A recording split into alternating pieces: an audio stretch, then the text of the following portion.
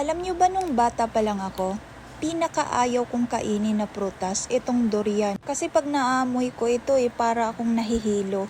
Pero ang hindi ko talaga makakalimutan, yung pinipilit kami ng papa ko na kumain ng durian. Kasi yung durian, paborito niya talaga yan na prutas. At pinipilit pa kaming magkakapatid na ipakain yung durian. At dumating pa talaga sa point na maghahabulan kami ng papa ko dahil hindi ko talaga gusto yung durian. At wala kaming choice kundi umiyak at kumain ng durian. At alam nyo ba, nasanay na akong kumain ng durian. At isa nga pala na ito sa pinakapaborito ko na prutas. So alam nyo na, malapit na ang Valentine's, baka meron kayong gustong ibigay sa akin. Durian lang, sapat na yan.